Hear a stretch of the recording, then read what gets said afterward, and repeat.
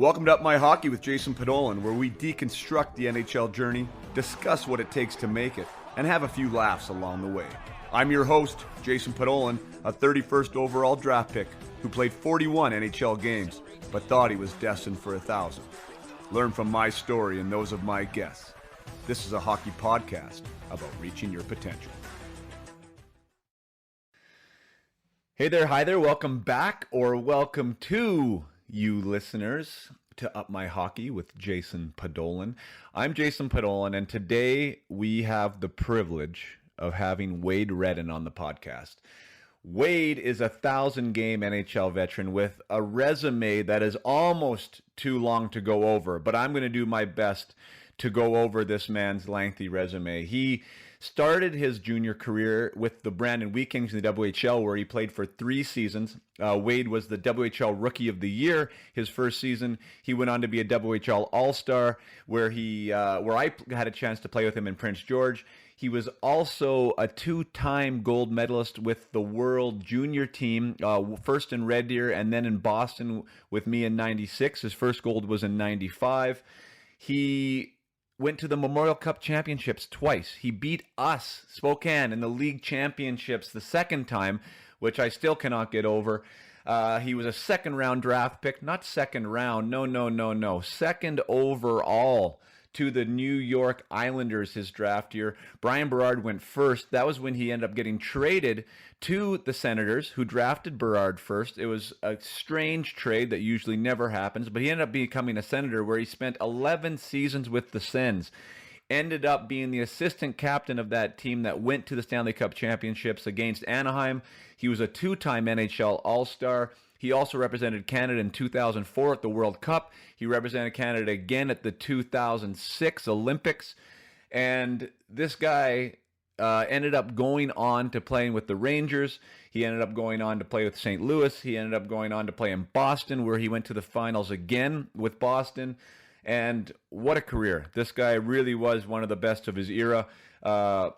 I'm really, really proud to have him on. It was great to have a discussion with him. He was very, very generous with his time. And it was great to talk with an old friend and an old teammate. So without further ado, I bring you Wade Redden.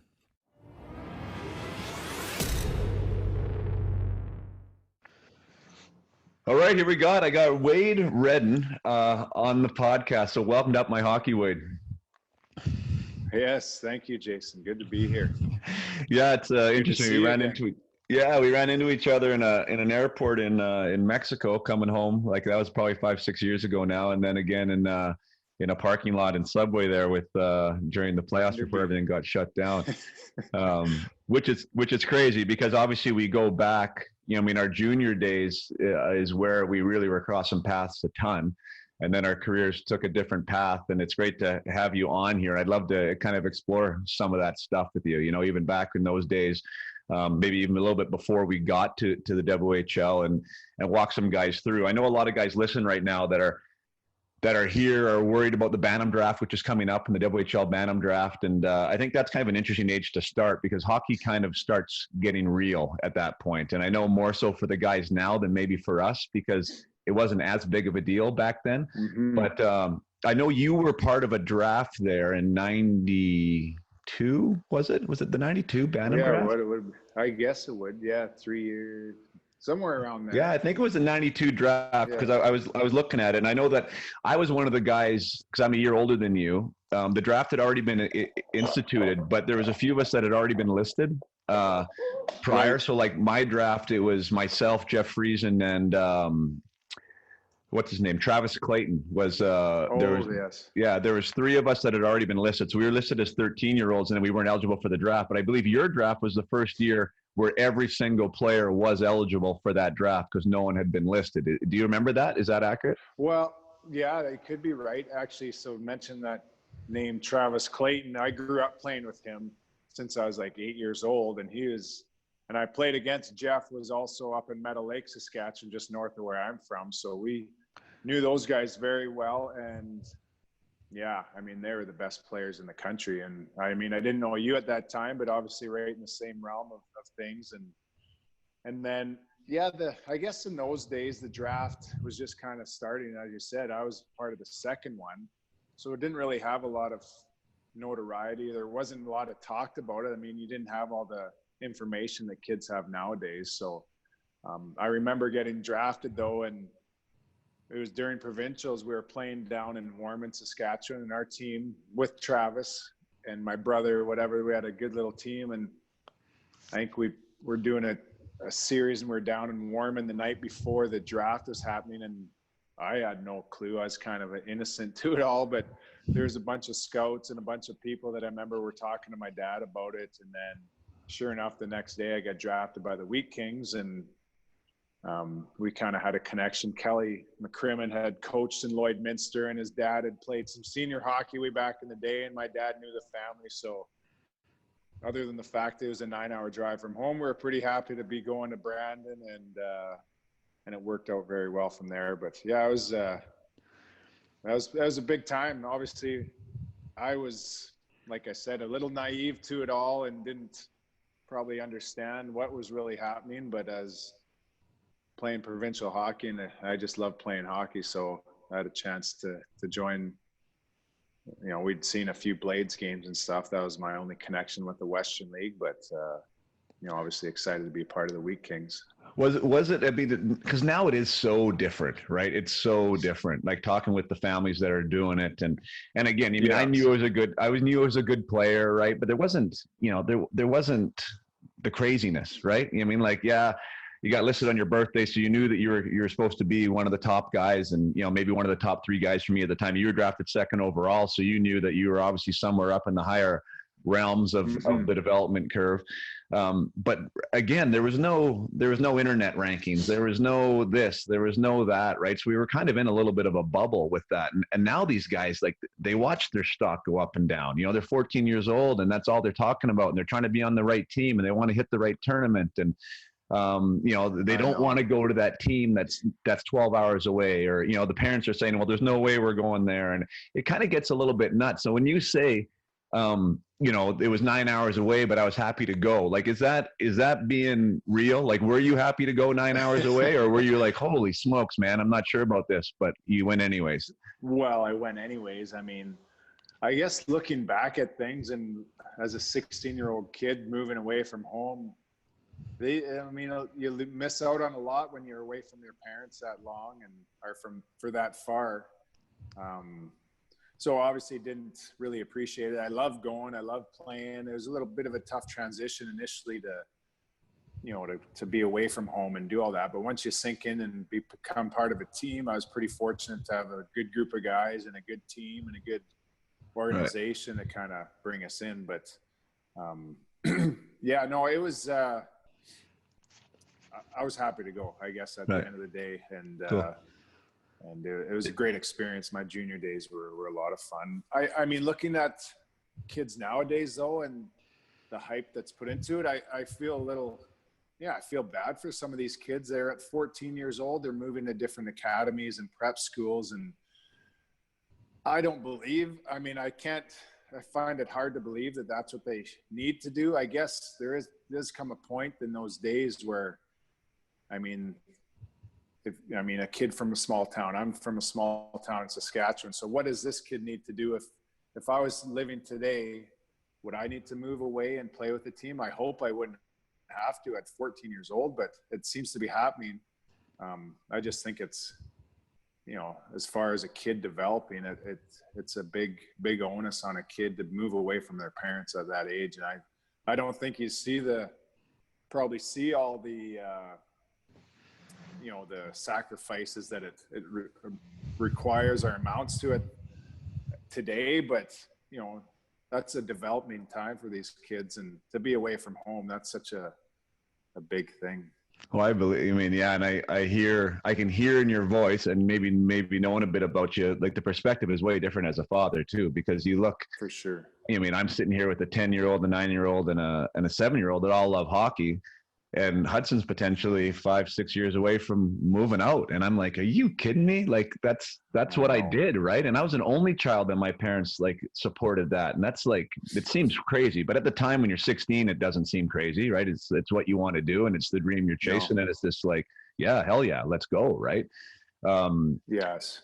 But even with that, like if we can go back, because guys get so wound up, and I want to focus on the draft for a little bit, and like in the anxiety and where they're going to go and who's going to take them, and what if you're a first rounder or a third rounder? Like I think, like a guy like Travis Clayton is maybe perfect to talk about. Like what happened with Travis? So like he was one of the best in the nation, and then what happened with Travis? Like what do you think his story? How did that story turn out? Well, like I said, I mean, we grew up. Since I was 5 years old, I played against them. And then our little towns were only like 20 minutes apart. So by the time we were 8, 9 years old, we joined teams because of the, we needed kids to make a team. So he was, 12, 13 years old. I think he's been the same size. He was like the biggest kid. And so he didn't grow, but still he went on to play junior in North Battleford, and he, was their all-time leading scorer. He just made the decision. I think he could have gone scholarship. He had opportunities to do that, and he chose not to. And he went down and played a lot of pro years, and played a little bit in the IHL, some AHL games, and then he was in Wichita for a long time. And right. Right. He made, but yeah, he had the opportunity. I think he was always talking because he got listed by Saskatoon Blades, and I never ended up going there, but. I never knew the reason why, but he was always a top player and little guy, but so he did play. I mean, I guess my point is it's interesting. You look back in those drafts, right? And guys get really wound up about, what that means to them in their career. And, it means something at that age, but it doesn't mean much because guys are just starting their development, right? Guys are just getting going. And there's lots of different paths, right? So, I mean, you look back even on your year, I think there might have been 6 guys that even played in the NHL from that entire Bantam draft, let alone, have real careers. I should go look at that. Yeah, it's really wild, right?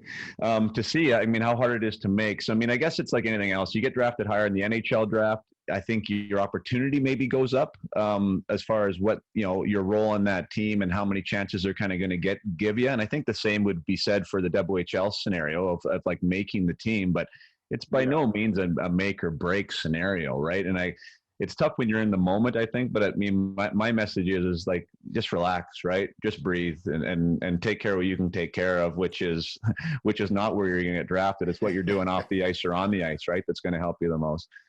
Yeah, and that's that's all you can do really at the end of the day. And these kids, I remember being around the, I think they've stopped doing it now, but they had the Western Canadian Bantam Championship here a few years ago.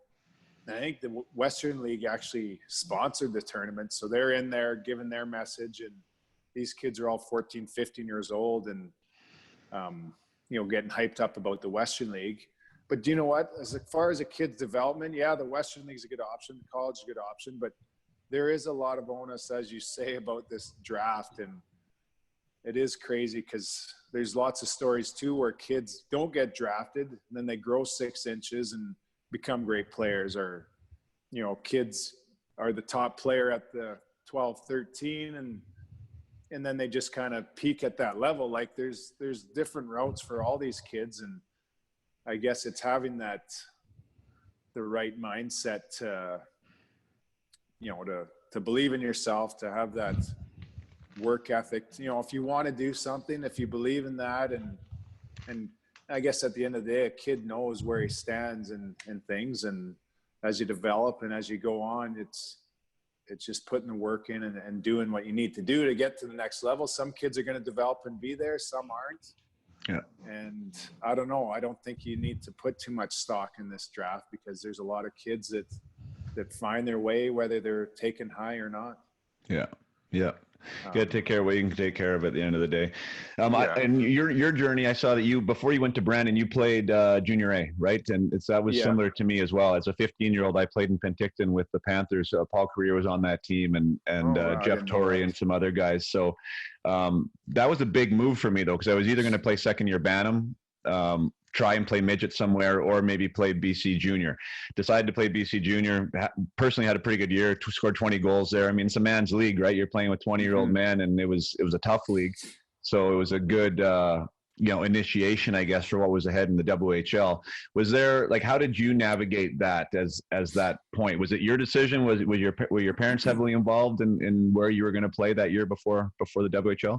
Well, yeah, I guess my option was, because there's no midget AAA. I know Lloyd Mitzer. I just grew up outside of Lloyd, and they have midget AAA now. They didn't in those days.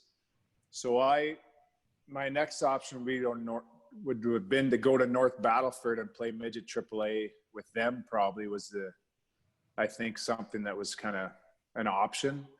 I ended up going to the junior camp for the Blazers, the AJHL team in Lloyd. I ended up getting cut initially, and then I went down to junior B in Lloyd. I was prepared to play junior B in Lloyd, which is, again, playing against older guys and a decent league. They had a really good team in those days, the Lloydminster Bandits. But so I get sent down. I played 10 games, and I get called up to the Blazers, the AJHL team, and end up sticking there. So I end up playing as a 15-year-old. But again, I think the biggest issue there was leaving home. Like, I was 15. I didn't want to move to North Battleford, which is only an hour and a half down the road. But to be away from home, that was not an option. So I stayed home. I was prepared to play junior B, and then ended up being on junior A at the end of it. But the thing that comes back to me with all this and kids moving away from home, I think that's the biggest concern I have. Like at 14, 15, that's such an early time to be moving. I know it's required sometimes, but it's just that's a tough thing to do for tough decision for parents and for kids. Yeah. Was Brandon at all involved at that point with that decision? Like, worried about your development, being the number 2 guy? Yeah, they came, and obviously, well, they were great with, they wanted to do what was right in all situations. But they came and watched a junior B game. I remember the one scout being there, and he said, "Yeah, this will be fine for him." So, so I was prepared to play in the jungle for the year, but right, yeah, as it was the jungle. Oh yeah, hilarious, exactly. So you move on, you go to the WHL as a 16-year-old, and was, you had a bright light over top of your head kind of from the moment you walked into the league, and you were recognized on the national level, which was where you and I crossed paths for the first time. Because I love doing the research actually for this and looking into guys, because I just never realized at the time, or at least I didn't remember, that you were actually a year younger. So when we played on that under-18 team for Canada, because you went to Japan, right? No, I wasn't there. No. You weren't on that team? No. Okay, you weren't on that team. So that was when O'Neill. I thought you were on that team, and like Phillips was. Not Phillips. Okay. I was talking to Mike Watt the other day, who was on our World Junior team. I know. Yes. I got that one right. So I was talking to Waddy the other day, and Waddy was on that under-18 team, and that was just such a Western heavy team as well. And I for some reason I thought that you were on that team as well. But you did play under-18 your own year then, I guess, right? Yeah, in our year we went to Mexico City actually. Oh, really? So I don't know would there have been only 4 teams when you went to We Japan? only had 4, yeah. That's what we had. It was probably under 20 Japan. It was under 18 for Japan. It was Japan, us, US, and Russia, I think. I think it was Russia. Well, that would have been the same for us. But they had us in Mexico City the next year. Oh, okay. So that was a debacle. Yeah.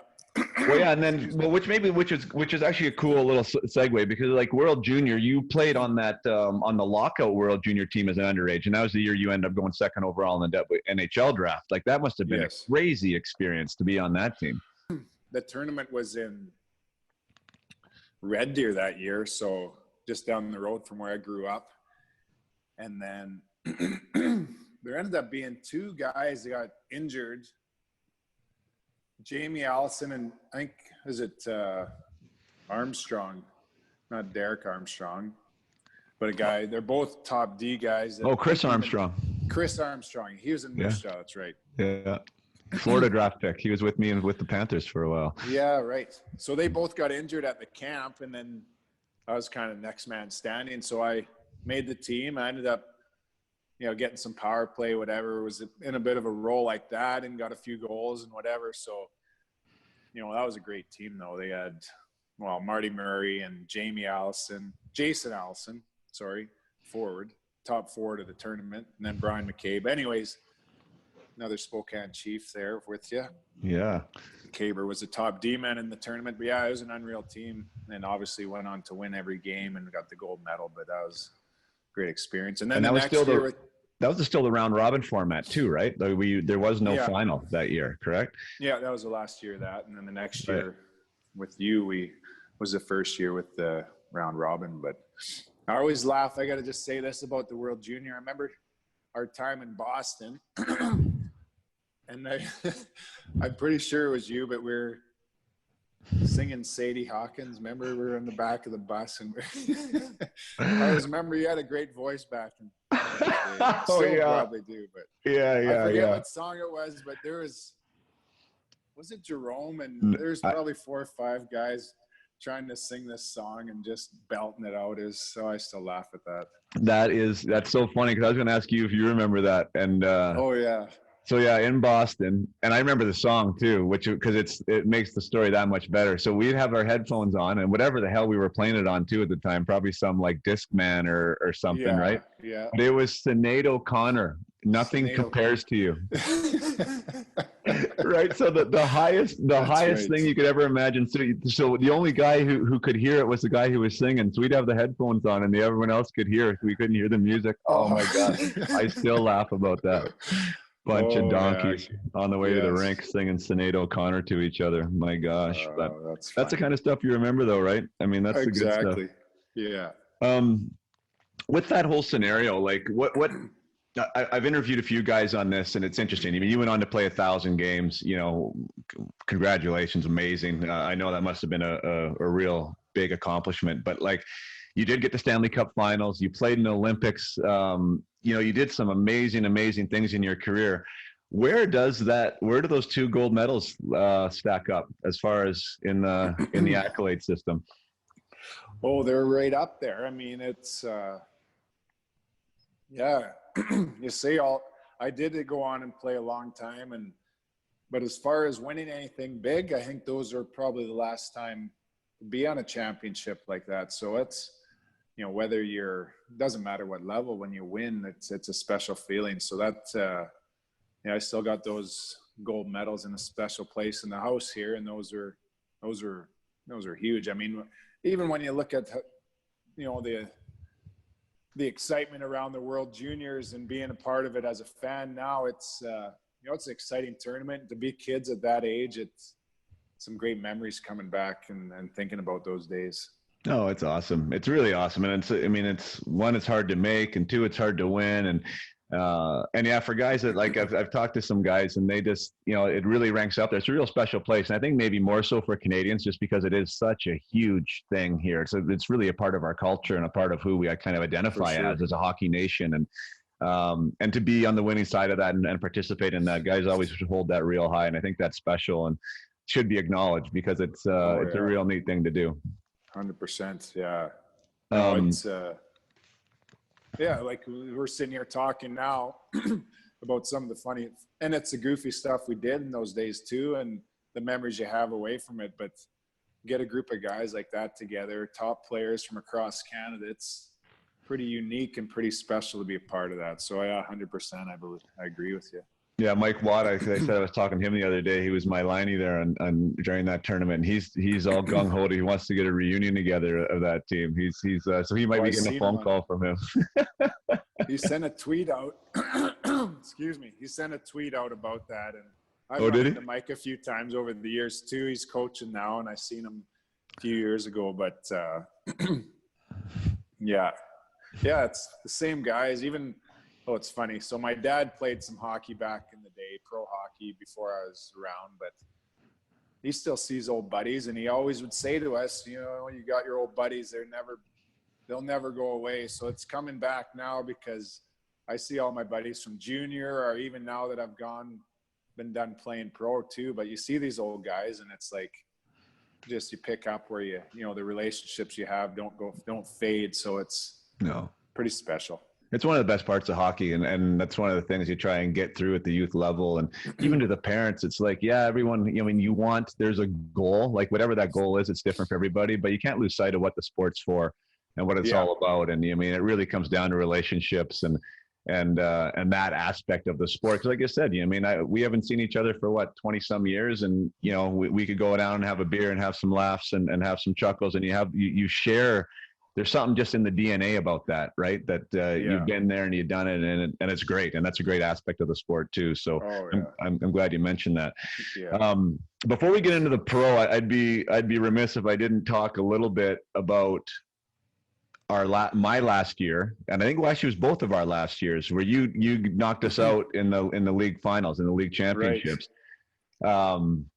So for me personally, I mean, that was a special time because that was his first year in Spokane's new barn, right? So we had that new barn there that's still just an unbelievable junior facility, and we were the number one ranked team in the CHL going into that playoffs, which you probably don't remember, but you guys had a great team too, and I think you guys were ranked in the top 10 or maybe even the top 5. So like we were touted going into that as being the two top teams. But we ended up being down 3-0 to Portland that year in the first round. I didn't know that. Yeah. So we were down 3-0 and we had to come back. We won Game 7 in overtime. So regardless of what happened there, like Darren Sinclair scored it. Okay. Yeah, Darren Sinclair scored that.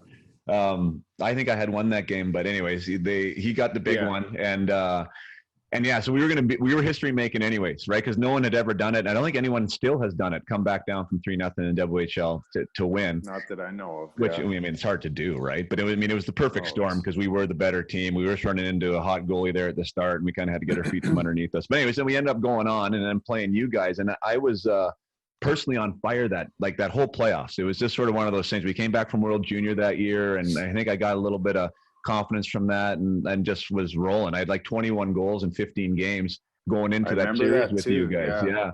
And had a couple good games in Brandon, and then I got shut down. I totally remember you guys came back to Spoke, and I had a shorthanded breakaway, went to go top glove on Lehner. It was Lehner, right? Lehman, right? And hit the post on him. And anyways, then I couldn't score the last 3 games, and we ended up losing in 5 to you guys. But like that was a good run for me. I know you guys had been to the Memorial Cup the year before, but what was that like? I mean, winning that championship, and moving on. Well, I just mentioned it before, like that, winning the World Juniors, but then that's different even from winning a league championship. Like that league championship, that's still such a, just the grind you go through to get there to win. What did we have to go through 3 or 4 rounds of playoffs and spend the whole season? It's such a special thing when you're with those guys all year long. I vividly remember that whole playoff run too. And even leading up to it, I think including the playoffs, we had a 23-game winning streak. And so we won, I think we swept the first 2 rounds. Then we won the first 2 games of round 3, and then we lost 2 against Prince Albert. But leading to that, so that's 10 games, and then I think we won the last 12 games of the season too. So, we had a really good team. And then, it was – I remember the first game against you guys, we won in overtime at home. Or it was overtime, and then we lost 1-0 game 2. And then the way they had that set up was if we split the first 2 games, game 3 stays in Brandon. So we play game 3 in Brandon, win that, and then we come back to win game 4 and 5 in Spoke. Yeah, in Spoke. That was really disappointing for us to not be able to win one there, but that's the way it goes sometimes. But no, I mean, so awesome. Like, obviously, you were on the other end of it, but I mean, for me, it was when you win a championship like that. That was my last real or only real championship, I guess you can say, to win that Western League championship. So. That's a tough league, man, too. That's hard to win. League to win. Of course, yeah. And then, what I was just looking at? You mentioned Brian McCabe, who actually I got in touch with the other day, and I'm glad he's still doing well and involved with the Florida Panthers there. But amazing career. Played with him for 2 years in Spokane. And then I noticed that, like, my memory is crazy bad when it comes to stuff like that. But he got traded. He was on that team that beat us, right? No. So he was the year before we got him. The year before. Okay, and that's when you went to the Memorial Cup that year.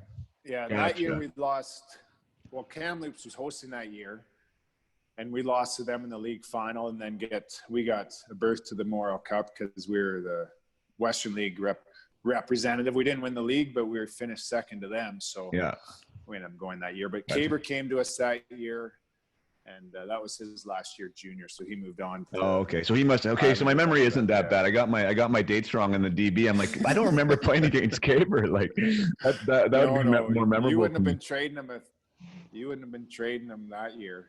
Right. No, 100%. I was like, why would we have traded him that year? I was like actually doing the mental math. I'm like, that was a poor decision. But anyway, so I'm glad we didn't trade him. Yeah, he was a hell of a player. And then he was, I just remember going against him in practice. Like, one, I mean, he was good. But two, that was back in the days where you could stick his stick between my leg. Oh, my God. It was impossible. He did that too. He was an artist with that move. He was an art, and why wouldn't you be, right? Like that's such a great way to slow guys up. Oh my God, I'm so glad they took that away. But I mean, that was the era that we played in, right? Like trying to get around a defenseman, and they could do whatever the hell they almost wanted to you. Well, I even laugh in those days too. The forwards and the D was always a constant, not FU match, but back and forth, just because. Holding up, remember guys would dump it in, and if the forwards didn't hold the guy up, then the D would be all mad at him. There's no holding up anymore. It's like, obviously with the hooking and the holding, but I still remember that the squabbles forwards and defense used to have about not holding up or holding up. Yeah, and you could just go for a water ski too. You could hold up all day long, man. If you didn't do that, you're going to hear from you. Yeah, exactly. Defense, so. No, that's funny. What and I was always mad at you guys because you guys never. I thought you should have went and won the damn thing, and you made us. I was like, those guys made us look bad. They should have went on. Did you run into something there that you didn't expect, or did you guys just kind of underperform, or what's your memory of the Memorial Cup there that year? Well, that year we went to Peterborough, and then so both years we lost in the semifinal in the tournament. And I remember losing to Peterborough when we were there. And it was a tough game, I think. I don't know. I don't remember the details of it.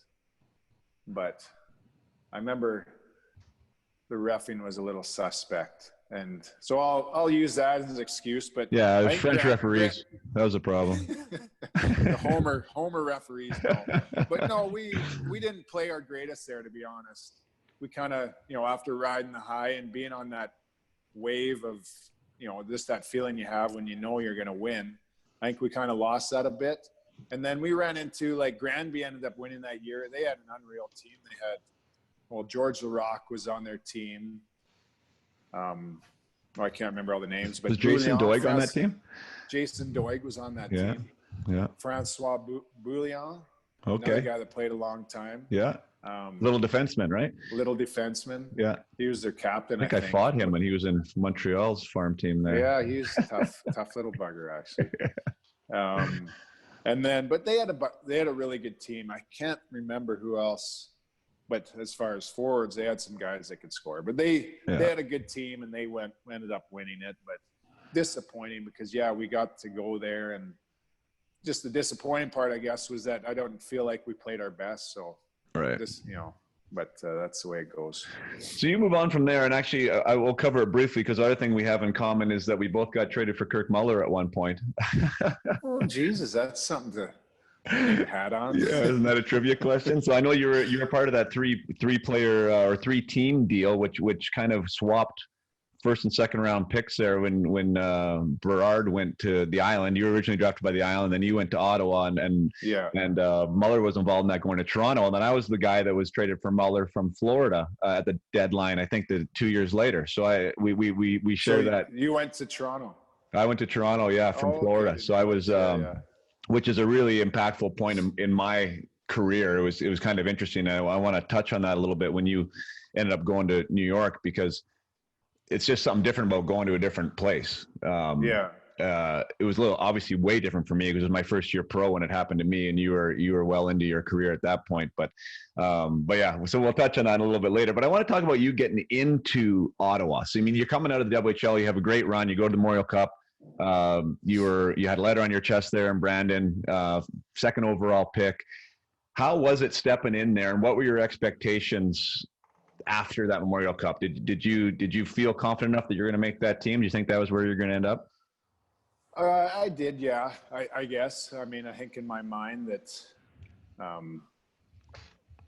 I don't know. I guess I'd spent the one training camp with the Islanders. I knew I wasn't ready at that point to play in the NHL, and I was looking forward to getting back to Brandon and having that year at junior, which ended up being a real good year for me. And then, and then I guess over that year, getting traded to Ottawa and kind of realizing and talking to my agent and knowing what was happening in Ottawa as far as the way the organization was changing. And they had I think there's like 12 new players on the team when I got there. There was a lot of young guys, a lot of draft picks that were starting their careers. Guys like Yashin, Daig, Alfredson had just won the Calder Trophy. Radek Bonk was another top pick. So there's, some guys coming in there and, some excitement around it. So, I guess my mindset going in there was to make the team, and ended up being like the 5th game of the year. Sean Hill and Stan Neskash, who was another high prospect that played a few years before me, but they both blew their knee out in game 6 of the season. And so I was probably going to be a guy that would have been in and out of the lineup a bit at the start for sure and had to earn my way. But these two of their top 6 guys went down and kind of opened the door. And I ended up playing every game that season, and had a good rookie year. And I think the mentality with Jacques Martin and his approach was really good for me. He was a patient guy, and we had a young team, and we had to work hard for everything we got. But so it was good for me to kind of be able to learn by making a few mistakes. And my game was pretty efficient, but I was given opportunity to do things, and I really, really appreciated that, to be able to have the opportunity, because that's all you ask for, and I tried to make the most of it. Yeah, well, that's interesting. I mean, and everyone sort of has that little story, and like you say, maybe you had been in and out, or maybe in a not quite of a bigger role, but then all of a sudden injury happens, you're able to step in and take advantage of it, which is huge. I want to maybe dig in a little bit on what you said with Jacques Martin there, and like maybe able to make a few mistakes and being patient. Was there a message to you? Like, did you feel that you couldn't make a mistake? I know I've been in environments where I felt like people, and maybe it was just me, but I felt like people were watching, and they were watching for the mistake more than they were watching for something good. And as soon as that mistake happened, they were looking for a reason to not play you again. Did you ever feel that there, or was it the opposite?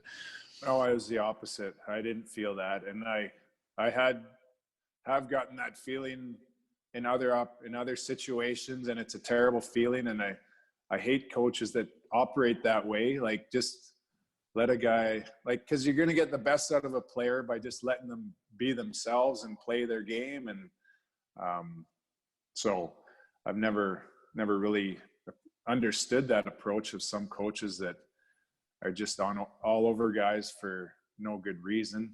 Some guys are a little more emotional than the others, whatever. But no, Jacques was not that way. He demanded a lot, and he wanted you to work and compete, and you had to do all that, obviously. But it's a game of mistakes, and you gotta. And I think the thing too, you're going to get the most out of guys, and obviously it's some guys are going to be there, some aren't, but you got to give guys freedom and confidence just to go play and then do their thing to show what they can do. Sure. There's a fine line there too when you're first stepping into that league, because there's so many elements that are beyond just the type of hockey you're playing, right? I mean, you're in a league, you're in a city, like for the first time probably in your life, that's like a real city. You're playing against guys that you've probably had their posters on your bedroom wall growing up. You're doing all these things that are new, and now you got to try and navigate the game, which is the only thing that you're kind of feeling comfortable about, or should be. And then if you're in an environment where you feel like you can't make a mistake, it makes it hard, right? Because you're going to make some, and then the question is, how quick can you get comfortable in that environment? How was that as far as your first year? You said you played all 82, which is amazing. Was there a few kind of big eye moments? And I'm sure there were, like, where you're like, I can't believe I'm on the ice with this guy, or like what were your sort of ahas of that year? Yeah.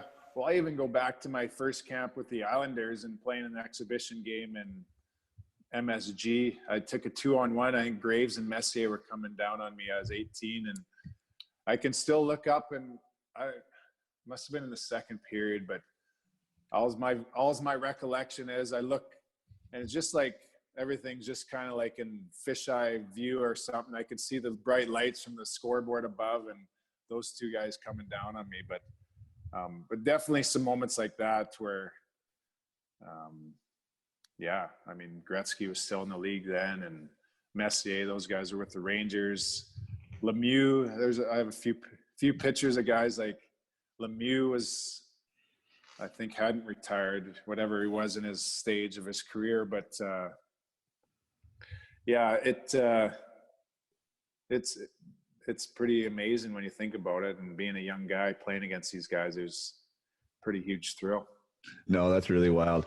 And that was something I wish I had a little more time there to try and get over, because it was a big eye moment for me, right? It was that idea of like, am I really supposed to be on this ice kind of feeling, right? And it's like, wow, right? And again, like, you never know how much opportunity you're going to get, or how many games you're going to get, or, you know, how long that rope is. But you know, I think it's a little bit different for everybody. I know your demeanor, you seem like a real, like a low pulse guy, you know, and do you think, I don't know if that is it, because some guys look that way and they aren't. But do you feel like that is the way you were, and that your kind of makeup helped you navigate that a little better? Yeah, I guess so. I mean, that was always my game, was to be efficient, make the simple play. It was nothing flashy. But yeah, I think, my mind, I mean, as far as preparation and being ready for the game, I think I took a lot of onus in that, and just making sure my mind was where it needed to be, and, you know, to play that way, to play that game, but yeah, it's funny, you know, when you think about the grind of what it takes to be at that level, to stay at that level, like, you can't get caught up in that stuff. And as much as you'd like to enjoy the moment and, you know, take it all in, you're focused on your next shift kind of thing. Like, I mean, to get over the fact, I mean, at the start, it's like anything, the first little while, like the first part of my career, it's like adrenaline or just excitement carrying you on. And then you got to kind of get into a routine and a rhythm of what's going to make you successful. And to look back now, and sometimes I look back now and I kind of wonder if I even did all that stuff, or played hockey for that long. It's just kind of, you know, the mindset when you're in it, it's just more like day to day, you're just focused on the grind and the battle, and trying to get yourself at a top level. And it's not even, I wouldn't even say it's always enjoyable, but you know, that's just what you do. And at the end of the day, there's always those high moments, like winning big games or scoring. I mean, you have those big thrills, but it's a lot of work and preparation that goes into getting those things. 100%. I think preparation is a huge thing. And a lot of these young guys now, you kind of learn that, you know, you learn how to be a pro, I think, you know, and whether it is at the NHL or the AHL or any place where they're paying you, you know, like there is something to that. How did you learn about that? Like, what was your process of becoming a pro? Was there somebody there in Ottawa that helped you as from a mentorship role? Was it just you kind of navigating it yourself? Or, I mean, walk us through how you learned that. Yeah, well, I think you look back at the Western Hockey League, that was a bit of an education too. And the way we were coached and the way the league is, I mean, you could call that pro hockey pretty easy too. Just, you're at the rink every day. You know, there's demanding too, which was great. You know, in our learning process, obviously it's not quite the level of a pro situation, but that's really was the approach in Brandon. We came to rink, we were pushed hard. We had to compete every day in practice, games, you know, preparation. Everything was done the same way. So when I got to the pro level, it was obviously the same. We had, I remember a sports psychologist worked with our team for a long time in Ottawa. Pretty much my whole time in Ottawa was Jacques Martin.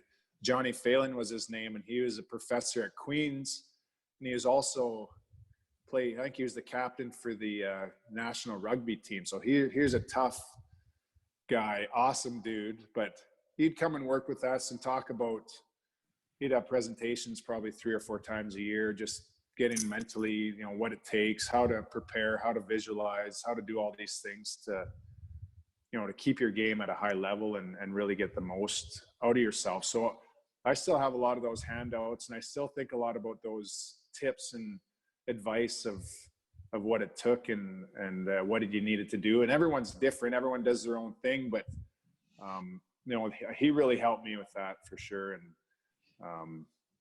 It's just all about coming, being prepared, doing the things that you need to do to be ready. And that's a big part of it.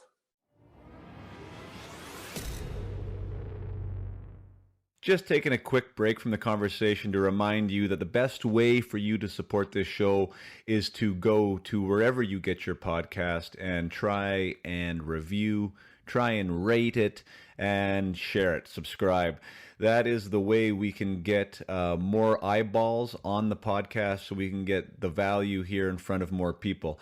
So if you are listening, if you are enjoying the content and the program and the guests that I'm able to bring out, that would be an amazing way for you to support, is just like, share, and subscribe. Once again, I appreciate you taking the time. It doesn't take much time, by the way. If you've never done it before, it's legitimately less than a minute. So if you can take that time, it'd be much appreciated. Now, back to the conversation with Wade Redden.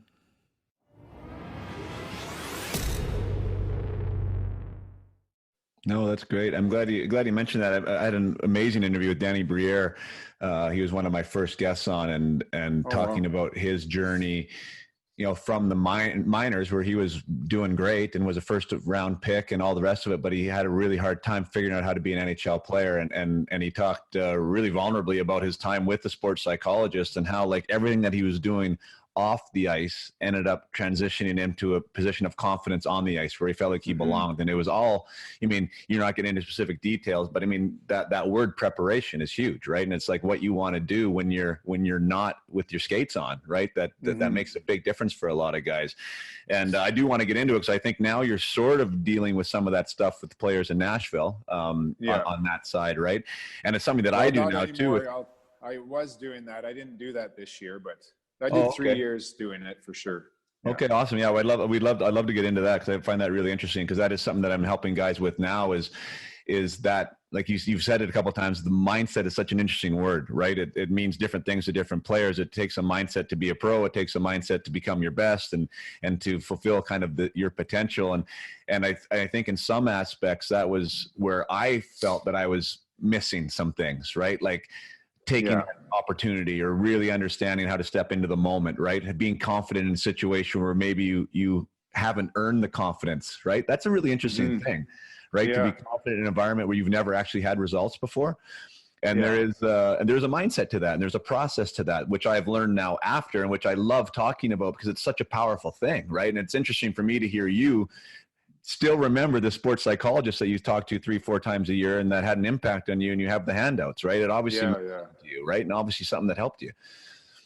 Oh, for sure. And when you mentioned the fact that I just did 3 years of player development, and I stepped away from it this year with Nashville, but that's kind of the biggest message I always had was, what are you doing away from the rink? Because it seems like these kids nowadays, when it gets to on the ice, they are all talented. They all can handle the puck and shoot the puck, and hockey sense, whatever. It's a thing too. But what are you doing away mentally to make sure you're ready? Because that's a big part of it.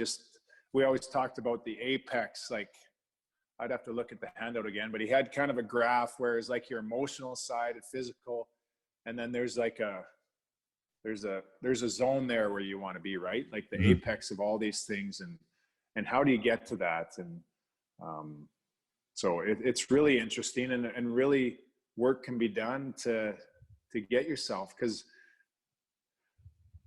having your mindset, we talk about that, it's hard to explain really, but you want to be away from the rink, you want to have a balanced life, you want to do all these things to be happy, to be fulfilled. And when you get to the rink, everything's clear, everything's open, your mind, your body's always just focused on that one thing. So it's a big process, and some guys do it better than others, and it takes a learning process to figure things out for each individual. But I believe that that's a big part of your performance is having your mind in the right spot. Yeah, 100%. Um, I Coaches play a big part in teams, in individuals. Did you have any coaches that were influential for you, or any ones that maybe you didn't get along with? Is there any like highs or lows when in that department when you look over the coaches that you were a part of? Well, I wouldn't say I didn't get along with any. I always tried to work with people and do, respect what they did and stuff. Definitely, I guess when I look back at my career in Ottawa, Jacques was really good to me. Perry Pern was there my whole time too. There's a few different other assistant coaches. Craig Ramsey was an awesome guy. He had played a long time. He was kind of a Selke Trophy guy with Buffalo for years, and really had a great demeanor and personality and sense of humor and stuff. And I really look back on some of the little talks I used to have with him, and he was a quiet guy, but he just had a way of connecting and kind of knowing what your mind was going through. So he was able to help me a lot in a few different situations when I was struggling maybe, or just simplifying things, stuff like that. I played for John Tortorella in New York, and I really feel like I would have really enjoyed him at a different time in my career. I kind of liked the energy he brought and stuff like that. I was kind of, my play was going down, and so he was hard on me, and it wasn't a great situation, but a lot of it, he's really stood up for me in a lot of situations too. So different relationships, different situations kind of have different memories of each guy, but right. I tried to get the most, learn a lot from all these guys that had different styles and different approaches. And I mean, that's a mindset right there too that you're talking about, because you can ask the questions of, why isn't this working for me, or why doesn't this guy like me? Or you can ask the question of, well, what can I learn from this, or what can I do differently, or how can I get better? Right. So like same situation, two different questions, and your brain's going to start looking for different answers. Right. Yeah. Yeah. And it's all perspective. I mean, I think touching on my time in New York, it was kind of a tough time in my career because I just signed a big deal there, and so my mom just passed away. I moved from Ottawa to New York, big change. And I could feel it almost. My mind wasn't, like, I talk about being at the top of my game in Ottawa and those my best years of my career, then going there, and I didn't maybe acknowledge it as much. That's where I look back and kind of say, geez, if I would have done this, would have done that. I could feel it, but I didn't act on it enough. And so then my game, continued to kind of spiral down. What were you feeling when you say you felt it? Like what does that mean? Well, I think physically, I think it was emotionally. I think a lot of it was just dealing with, I want to say, with my mom and stuff like that. And I tried to just keep going and doing the same things I was always doing to get myself ready. And it just wasn't working the same. And I think I should have just taken a stop and a pause and deal. I talk about before, having your mind in a good place away from the rink, allows you to get to the rink and be at your top level. And I think, I should have heeded those words back then, right, and done some things differently and just taken a pause and slowed things down a bit. And, but as this life goes, I mean, you're in the day-to-day, you're grinding, you got to get ready for the next year. And I just tried to keep plowing through, and it didn't work out that well for me to be at my best. So you do the best you can, right? Yeah, you do the best you can, and you try to, you think you're doing the right things, but looking back, I would have done things differently.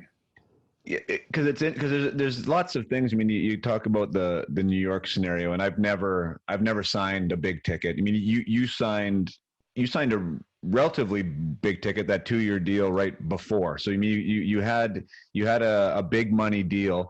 But you signed that big money deal in a comfortable environment with a team that you've been with for 10 years. Like, I think that there's a little bit of a comfort there, right? I think there's a little bit different. And then tell me if I'm wrong, but then like to sign in as a free agent, now a real big ticket, going to a really big market, there has to be some level of like, wow, like what's next, or how am I going to react in this scenario? Or like, was any of that going on for you as well at that time? Well, yeah, I guess a little naive going to New York and understanding the fan base and what happens there. And just when I did my first interview, I remember doing a press conference kind of over the phone with them, and they were talking about the next Brian Leetch, like run the power play. I'm like, I didn't say anything, but I'm like, I'm not really the same player as Brian Leetch here. So I don't know if that's obviously the expectation when you come in making a lot of money. And then, then I talked about all the other stuff that was going on with me. And I just didn't feel I gave myself the best opportunity for success there. So, but yeah, it's demanding spot, New York. And then I get there and things weren't going great, and the fans get on you, and it was like, oh my God, what the hell am I into here? Wasn't a great feeling at all. So ended up, obviously getting sent down to the minors, spent a few years there. And it was actually ended up again. I tried to take it. It was actually a breath of fresh air, to be honest, to get out of that situation. And to go to the minors was a bit of a kick in the pants, but I kind of swallowed my pride. Actually, the first call I got was from Brad McCrim, and he was a great kind of mentor. His brother Kelly was my GM and junior, but it was great to hear from a lot of people reached out and knew the situation I was going through. So I had a lot of help and support and stuff, and ended up going down to Hartford and having a few good years. I enjoyed my time there, and kind of got had some fun again. It seems like, getting back to the big contract thing, and sometimes guys, their first couple of years, they don't do well with the big contract, and it's not, you're definitely not alone in that scenario. And a lot of times, like as far as the media or the fans portray it, it's like, oh, cushy or whatever, or they got their money and now they're not trying anymore. And like, but first of all, I think that's bullshit. And I think it's super unfair because, you don't get that contract from being like that. Right. I mean, you're putting in the time, you do the work. So I think, first of all, that's not fair. But I think the side that doesn't get talked about is I just think that there'd be another level of expectation on yourself and from the organization and from fans and like the stuff you're talking about that really changes the game a bit for you. It has to change the game a bit for you. Then you load on that. Now your mother, who's obviously one of the most important people in your life, has passed away, and now you're trying to deal with all this, and at a time physically when you're getting a little bit older and you're dealing with some of that stuff, like it might not be the perfect recipe, and it has nothing to do with whether you want to or not, right? It's just it's just psychology, a lot of it at that point, right? Yeah, and no. So when I do look back on that situation, that whole time in my life, obviously I would have done some things differently. It's a learning process too, though. And I'm, as much as it kind of, I'm not bitter about it or anything like that. I look back on it and kind of, wish I would have done things differently. Basically, I guess call it regret, call it what you will, but it happened. I learned a lot from it. It's kind of an experience that, it is what it is kind of thing. So, yeah, I know. But like all those things you said, it was kind of it was a lot going on. And as there is a lot going on in everyone's life and everyone's career, and you got to find a way to navigate through it and get the best out. I mean, as a professional hockey player, it all comes down to performance on the ice, and you got to do whatever it takes to get yourself ready. And that's, I guess, really a lesson that I learned, and a lesson I try to, when talking with you and the kids you talk to, that's really what it comes down to, is how do you get the best performance out of yourself? And, there's different, obviously people get older and you don't, there's, when you get older in your career, it's just kind of, it happens where you slow down and stuff like that. But, there's was there a support mechanism? Do you think, as far as I think of myself personally, like I told you I was going to maybe dig into that story a little bit, but like when I got traded for Muller, I was sleeping in my apartment in Greensboro, North Carolina. I'd played 19 games with the Panthers in my rookie year pro. They had sent me down, but it was like, they were really great about it. They're like, hey, you're part of this thing, right? This is just, this is best for your development right now. You're going to be here. Like, don't worry. And in my head, I was like, I'm going to be a Florida Panther for 10 years, right? Like, and so I was down there. I was point a game guy in the minors, and then the phone rings on the trade deadline day, and I get traded to Toronto. And so I left from like being in an AHL city, like that's not a hockey city, to being in the Maple Leafs dressing room with, Wendell Clark and Matt Sundin and like nobody that I knew at all, right? Like 22 guys I'd never met in my life, coaching staff. I'd never been to camp with those guys, right? So I went from like a different league to the best league, new city, in Toronto, right? And like same thing, 20 reporters and I felt like at that time, like I had an agent, Mike Barnett, who was one of the most respected guys going, but like what is he going to tell me? Like he said, good luck, Jace. I was in this environment at 21 going like, I felt like it was just me, and it was just me. And that's one thing that I kind of regret is like, I wish I would have surrounded myself with asked more questions or like had a support group, like, because it's hard to navigate. You know what I mean? I don't know, like you're talking about stuff now, maybe your biggest adversity was at the end of your career there at 30 or whatever, but did you feel at that time that you had someone around you that you could talk to or help you through that, or were you doing it by yourself? No, I just got married too. So my wife was awesome and is very good at, a great support system, obviously. And so I had her. My agent was big for me, Donnie Meehan.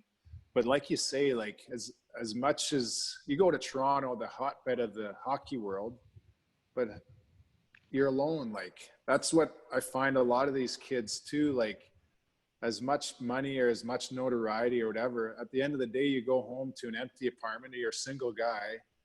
It's a lot of loneliness too. And that's 100% what I would have felt as a young guy that you would have felt.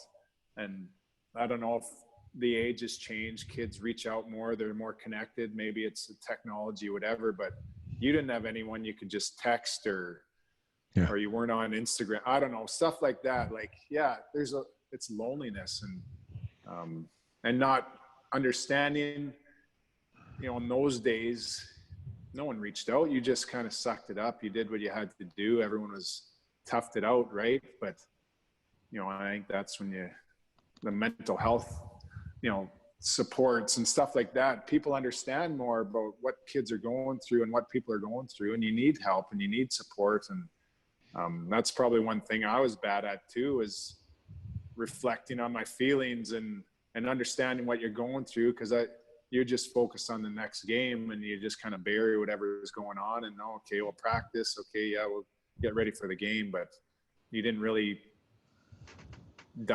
dig too deep into what the real issues were. So I think that, as an older guy now and a guy with kids, you really try to understand what you're feeling and what's going on. Cause that's, like I said, again, at the end of the day, you get those things in order, your game's going to flourish. Right. When I even I talk to guys now and like, I think there's massive value in the value of experience, meaning somebody else has done it before. Someone else has been there. And I think teams are getting a lot better at that now of incorporating that. Like I heard the Bruins, like they assign almost like one of their older guys, whether it's Char or Bergeron, to like some of these younger guys coming in. So there's that communication, right? Like, so I encourage guys now as young guys to ask questions, right? Like it's okay to say, hey man, like, and I wasn't that guy, right? And then I was in environments too where the leaders weren't really guys that would come and sit beside you and say, hey, how's it going, kid? Or like, what's going on? And so bad on me and bad on that. But like, I think when that starts coming together, right? And then you start feeling more a part of it. And then it's not like, there's nothing wrong with you, right? Everyone has emotions and feelings and has uncertainties and things that they're wondering about. But like, if you can have like a guy or a person or somebody that can just make things a little bit simpler, a little bit clearer,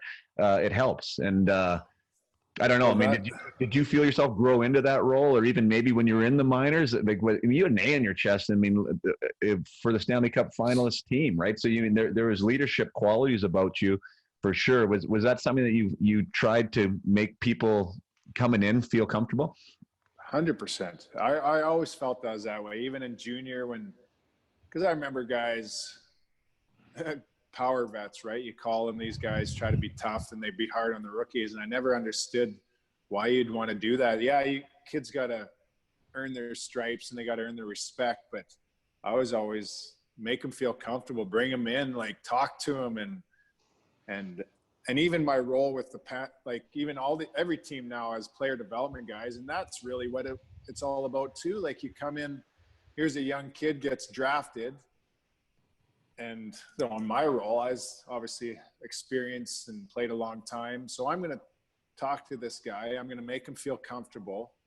You almost coddle him at some points. I'm still got the old school mentality where they got to tough it out too. But, you make it easy for these guys to come in and play their game and make them feel comfortable. And so when they do come to the training camp, or they're not just wide-eyed and like scared, basically, you want them to come in and be comfortable and play their game. And you see it now, kids, young kids, 18, 19, 20-year-old picks that come in and are stars in the NHL. So I think that's a big part of it too, is just have them come in and feel they can be themselves. And just so I was always that way. Even when I got to Ottawa, rookies come in, you bring them in, make them feel part of it, and that goes a long way.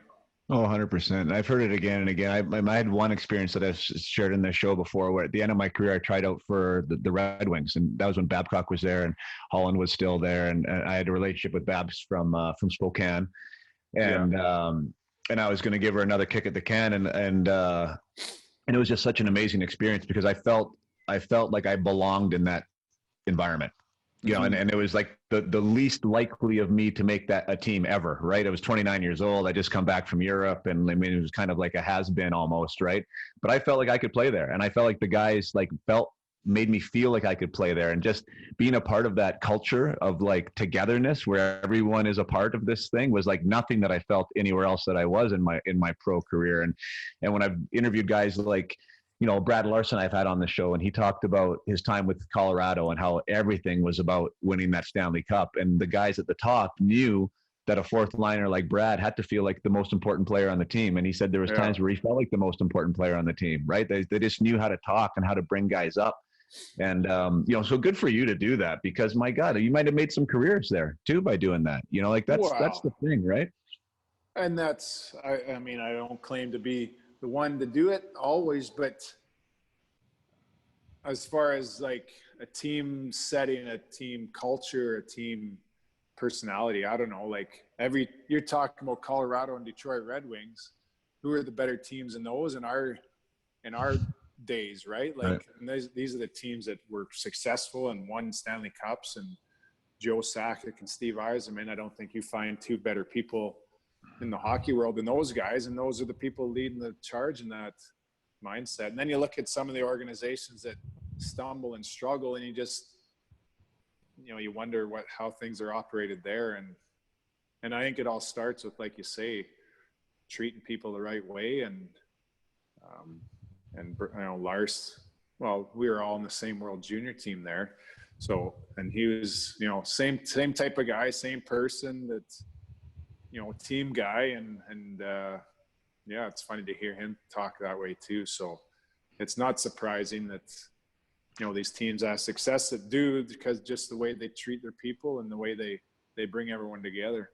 Yeah, when you talked about Torts too, and said you wish things would have been better there, but that's where Brad coaches with him now, and he just says like the way, the culture that he has there, and how much he cares for his guys, and he learns so much from Torts every day, and he and that is the culture. It's a caring culture, right? You have to believe the guys care about you, and I think that's maybe a little bit of a difference from when we started coming into the league, that instead of being perceived as assets, maybe is the right word to use, like you're considered people, and you're part of something bigger than just whatever going on the ice. So it's interesting. I like watching that actually evolution of the game and how guys are treated now. What I wanted to talk about the Olympics and the leadership aspect of that, because you go to something like the Olympics. Wow! First of all, like, what a cool experience to be recognized as one of the top defensemen in Canada. Like, amazing! Congratulations on that. It wasn't how was that whole experience playing with that group of guys in that environment? you know, it just must have been so many. You just could have been a sponge in that environment, I'm sure. Oh, 100%.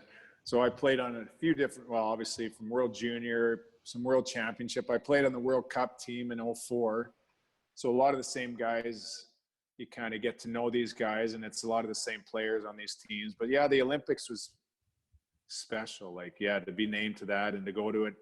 It was a disappointing tournament for our group, but you know, just to be a part of that was so exciting and a highlight of my career. And who were the guys, I guess, looking back? I think Niedermeyer was hurt, so we sure missed him not being at that tournament. But Pronger and Blake and Caver was there. You know, as far as up front, we had Sakic was the captain.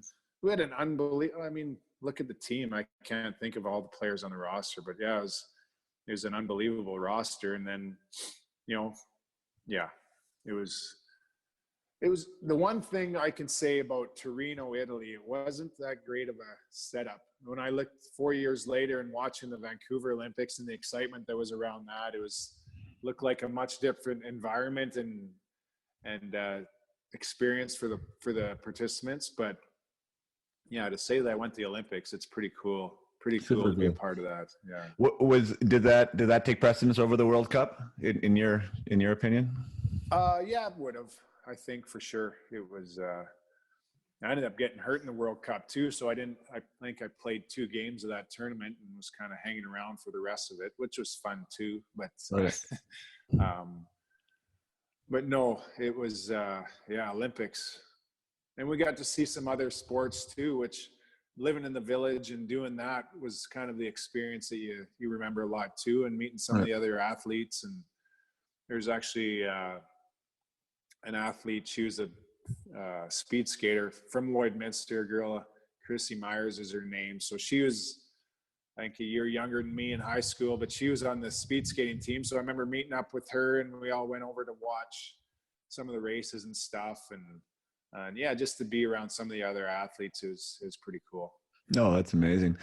Yeah. When you assemble 20 guys or 22 guys that, you know, are the best of the best of the best, and you put them on a team, I mean, there's a lot of things that go on with that. I know when you put on that jersey for Canada, you know, egos can go away, but sometimes they don't too. And every guy in that room is a leader in his own right too, probably on his own club team. Like, was there anyone that really just stood out to you as being like, wow, this guy's got the DNA of a leader? I mean, this guy is somebody I want to follow. Yeah, well, actually, my partner was Adam Foote for a lot of that tournament, so he's a guy that, you know, I really kind of soak up, and you know, a guy that was in Colorado, won a few cups by that time, and you know, I really respected him a lot.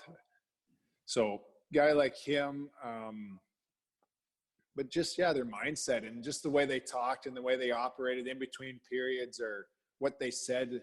You know, he's obviously a leader on every team he's been on, and in Colorado, and he'd won a lot of things. So I still remember some of the things and just the way he operated and how he acted. You know, he stands out the most probably, but yeah, it was just kind of interesting to observe guys and see how they prepared or what they did to get ready, you know, for big games. It was interesting to kind of take some of the things they did and try to better yourself too. Yeah, that's really cool. I could imagine. Yeah, because everyone has their own way, and even I'm getting into different biographies and stuff. And Kobe Bryant has been on the radar for obvious reasons here recently, yeah. And so I've been reading about him more, and it's crazy. Yeah, I mean, everyone has their own way and their own path, and maybe not everyone has it quite dialed in as well as others. But you can see it sometimes, right? And you can feel it when a guy has mm-hmm. that thing or that way about him, and how powerful that can be, not only within a team, but within an organization. I mean, I really think like the C on a team is a big deal. And sometimes, well, I don't know, I don't want to get into any team specifically, but sometimes it's going to the best player, even at the NHL level, when it's maybe not the best captain. And for me, I think that can be problematic in a lot of ways.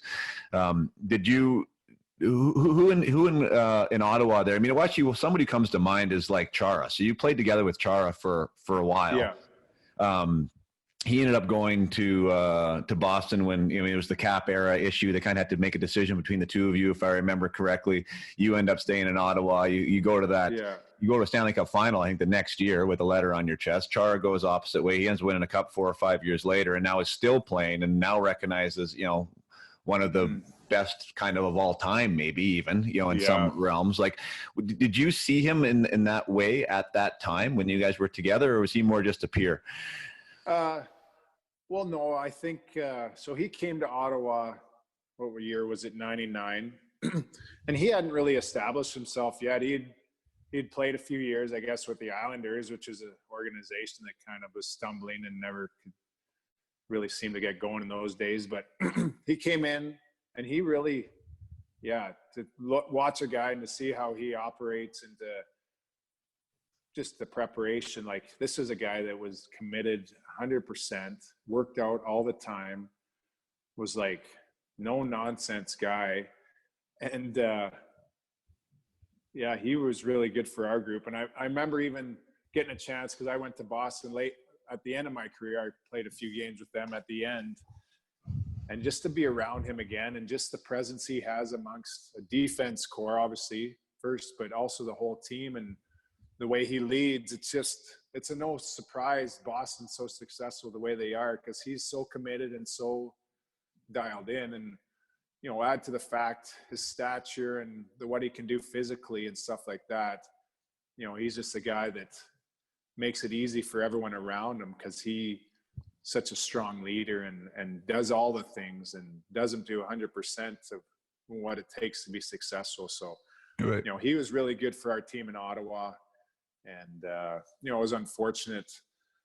I don't want to say they had to choose between the two of us. I wish there could have been a way to kind of keep him around, because obviously he's one of the best that's ever played and does so many great things. But, I remember some guys talking about him, Redsy, like earlier, that he was not really that good. Like he had a hard time getting around out there. His hands weren't great, and kind of evolved into this player, and that's kind of why I was talking about him, because you did have that. You grew up with him, or you kind of grew up together, right? You guys established yourselves together, and then you had that. He left, and then you joined again. And then the second time you played with him was like when he was at a way different stature level and on a different team. And I kind of thought that'd be interesting for you to see that perspective of like playing with him at a younger age and then now joining him again, being the Boston Bruins almost, right? And what that would have been like. Yeah, no, for sure. And by the time he left Ottawa, he was one of the top guys in the league at that time. He was, how many years did he play in Ottawa? Like, it would have been 5 or 6.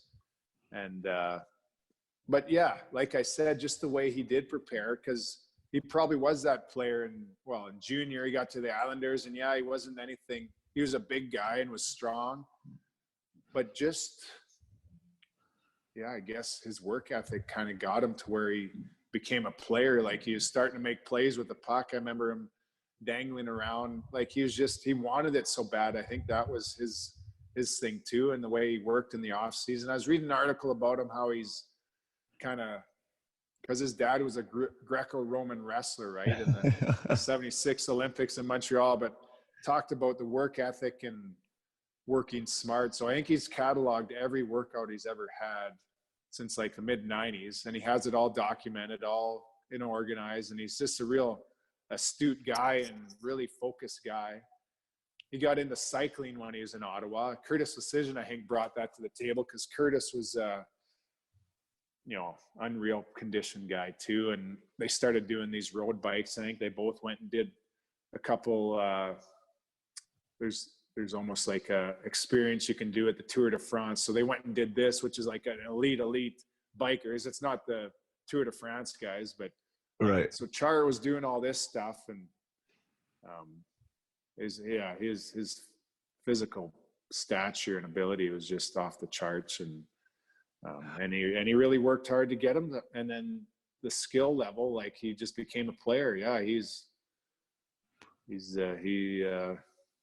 one of the best. I'm really drawn to those stories now, of those guys that, like, talent is one thing. And, I think you and I can both relate to that. And, that you're whatever, you're good or you're talented or you're this or you're that. And then there's the guys that maybe didn't have as high of ceiling on talent, but like did it with skill, right? Like you can train skill, like you can Yeah. develop skill and you can develop your talent. And these guys that grow into being these beasts, right, of the sport. It's really like a mastery mindset almost. And I think Chara is just totally one of those guys that seems to fit into that, right? Like he just worked his way into the position that he was.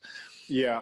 Yeah. And and I guess it's almost like no, I don't want to say ignorance, but a belief that like there's just no other option, right? Like that's his focus. That's what he does. And I even put Alfredson in that boat too. I played a long time with him. He was the captain in Ottawa for pretty much all those years. And, but just a belief, a work ethic, like every day in practice, there's a guy he'd be, the hardest working guy on the ice. He'd having the fun too. And as far as skill level, they'd always play this game. And I never really got involved too much. I wish I would now, but he was always looking to get that extra advantage.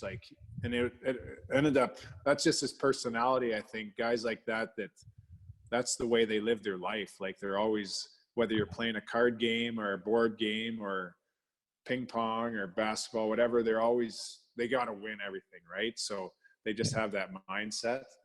And so being around guys like that, it's interesting and fun to kind of soak up and try to learn from guys like that. No, 100%. I mean, and look at the culture of Ottawa there. I mean, it went from a losing franchise and all of a sudden you get some guys in the locker room that, one, like you're sitting there saying you're caring about guys, right, that are coming in. You got Alfredson who's leading the way, who's like a workhorse. Chara's coming in there, right, doing his thing. Yeah. And wow, you start winning, right? I'm sure there's other guys that are pieces of that puzzle, but I mean, it's that's where culture starts. I really believe that, it's about the individuals and caring about each other and doing a little bit extra, right? Pushing each other, trying to get better. I have a buddy that was on your run there, Dean McCammon, the year you to the final. And so he lives here now and he's a coach here locally. I've been out to one of his practices, a good guy. Like, talk a little bit about that run. I mean, the line between winning it and losing it is real fine. I know everyone just wants to remember the Stanley Cup champion. I think that's the way life works and the world works. Mm-hmm. But it's so close there. Like, what's your takeaway from that run there when you got to the final and lost to, I think it was Anaheim that year when Dean was with you, right? Yeah. No, that was a special run, very special time. Like being in Ottawa and that whole playoff experience. It's funny though, to touch on it at the start, like, you get all this way, you get right to the final, you lose. And then here you're watching TV and they're doing their parades, they're doing everything. And it's like nothing happened almost for the losing team. It's like it's over and you have nothing to show for it. So that happened also that happened also in, I was with Boston my last year where Chicago won the final, and same thing. It's over. There's nothing there. But I guess looking back, and any time in the playoffs was the best time of I mean, you always look forward to that time of the year where it's springtime, the weather's turning, winter's done. It's nice out. You're going to the rink with the windows down and playing big hockey games. There's no better feeling than that. And then to have some success, to win those 3 rounds and to have the just the excitement around the city. That was obviously the first time the organization got to that point. And, we come back from, I remember we won, it was an afternoon game when we beat Buffalo in the Eastern Conference Final. So we get back at 5, 6 in the evening, the sun's shining.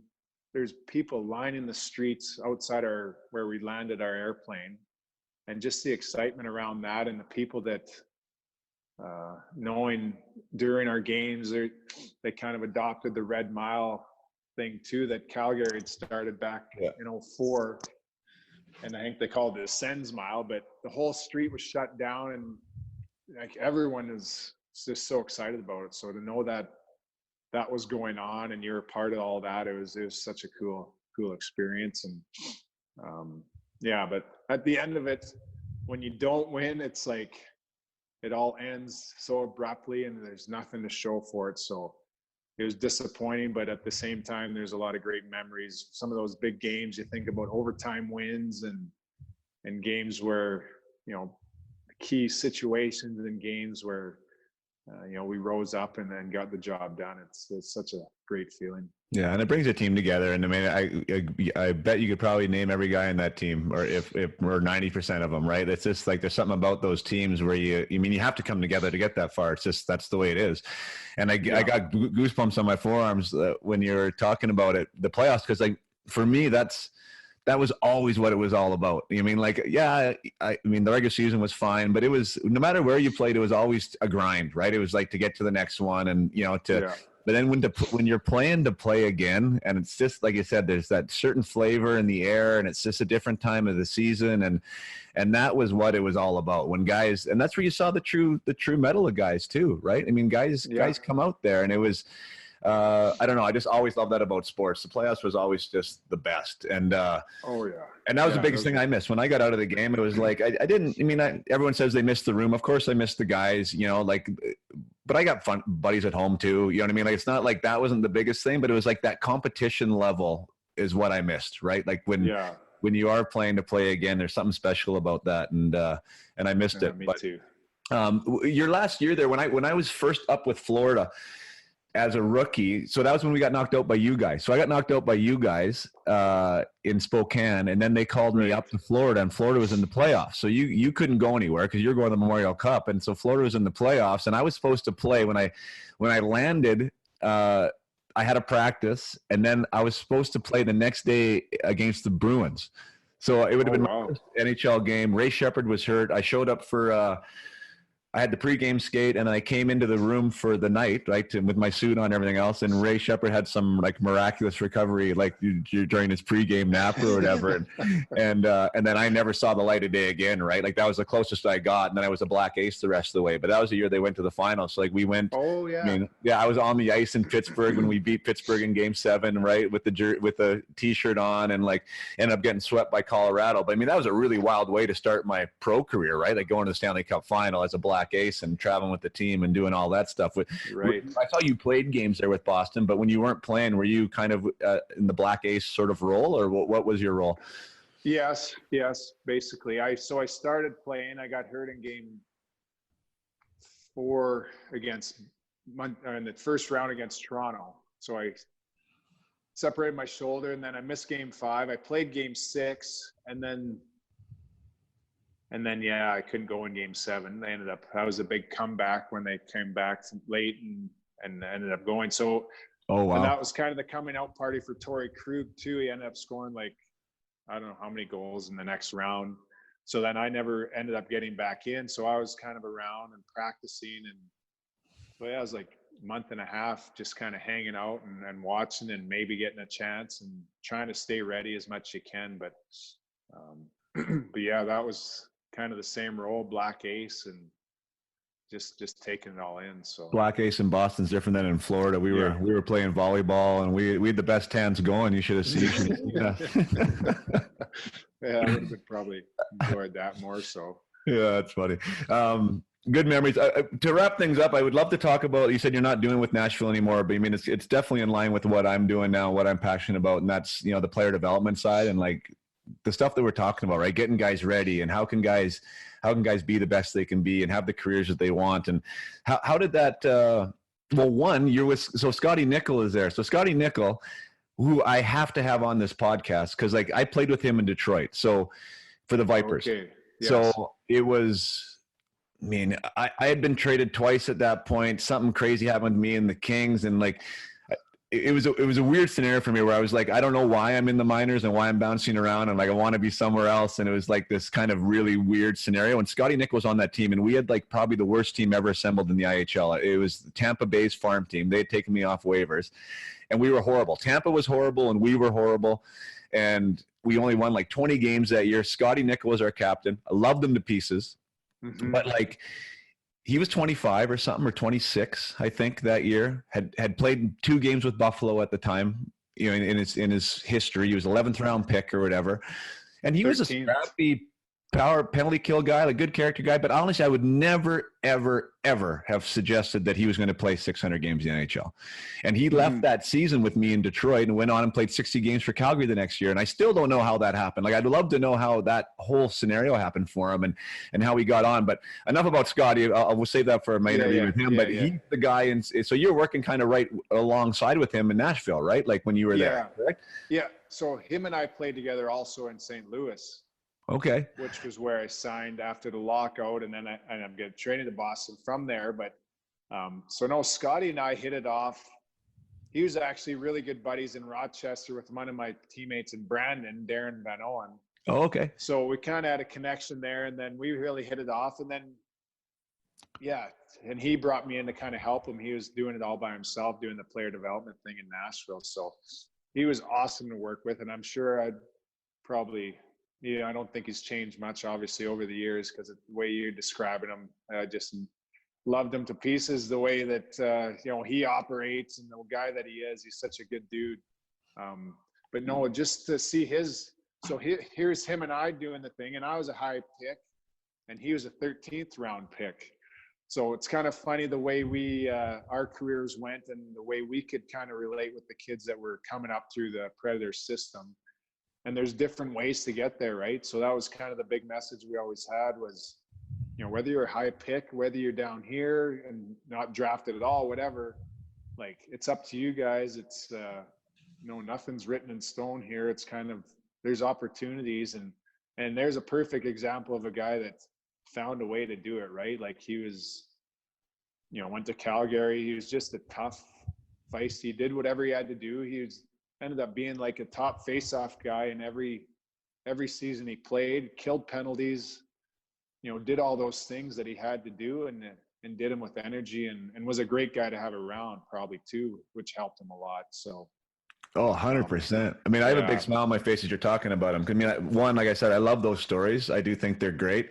Like the perseverance and the grit. And I mean, to play 5-6 years in the AHL, and still be there and still really believing and chasing that dream. Like, I'd love to talk to him about that, whether he actually did believe, if that, or if it happened or how that worked for him. But you touch on a great thing there, which, I think we should talk about for a second but it's about being a good teammate, being a good person, and like what that actually means as far as longevity and chance and opportunity and all that good stuff. Like, it's undervalued. I shouldn't say it's undervalued. I think it is valued when it's there, but it's not talked about that much, right? About being an impact. You always talk about the player, right? The player, and that's the focus. And that's what you scout. But I think now the discussion is turning more to what type of person this guy is and how this person is going to help our team. Did you see that there with Nashville? Like, is that kind of more of the direction now? Yes. And well, you look at the GM of that. He's been the same GM is David Poyle for the whole, since 98 that they come in the league. So over 20 years.